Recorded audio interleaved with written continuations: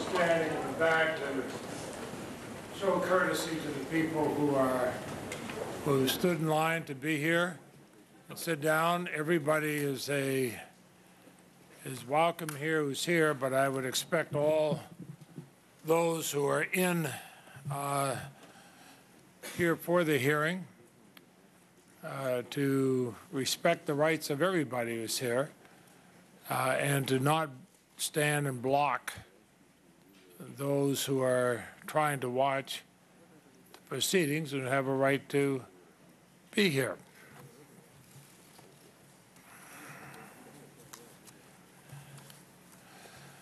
Three months ago, when Attorney General Gonzales last appeared before this committee, I said that the Department of Justice was experiencing a crisis of leadership perhaps unrivaled during its history. Unfortunately, the crisis has not abated. Until there is independence and transparency and accountability, the crises will continue. The Attorney General has lost the confidence of the Congress and the American people. But through oversight, we hope to restore balance and accountability to the executive branch.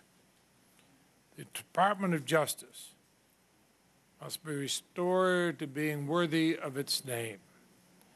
It should not be reduced to another political arm of the White House. It was never intended to be that. Trust and confidence in the American people and federal law enforcement must be restored.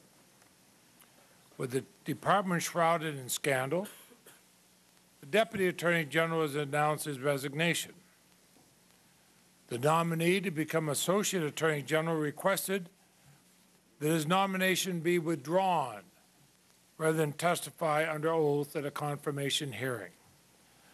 The Attorney General's Chief of Staff, the Deputy Attorney General's Chief of Staff, the Department's White House liaison, and the White House political director have all resigned, as have others.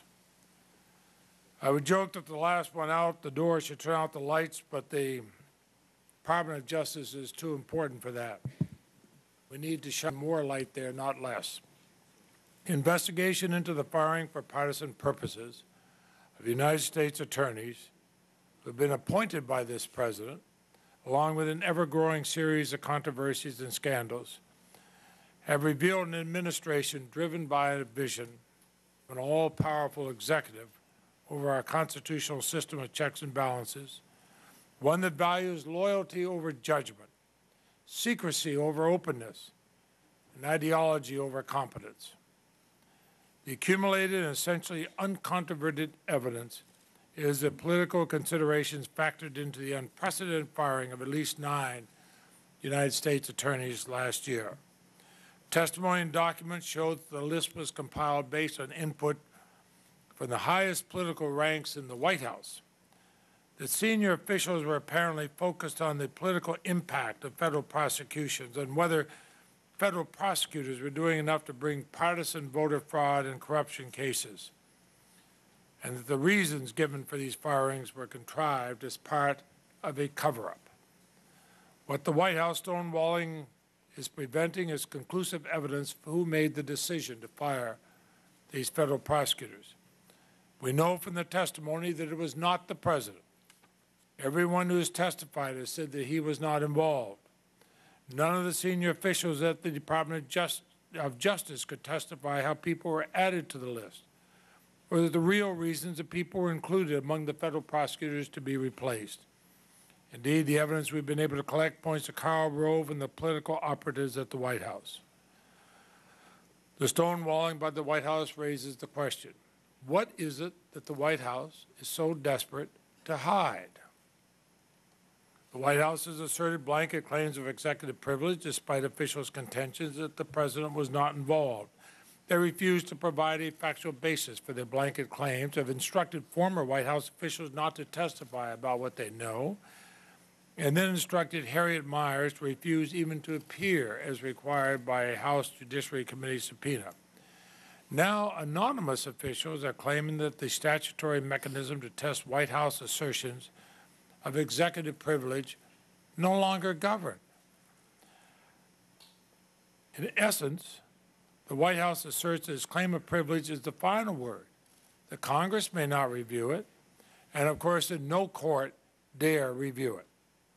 Here again, this White House claims to be above the law.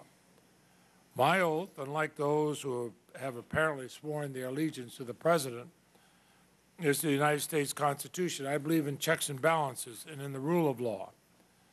Despite the stonewalling and obstruction, we've learned that Todd Graves, U.S. Attorney in the Western District of Missouri, was fired after he expressed reservations about a lawsuit that would have stripped many African-American voters from the rolls in Missouri.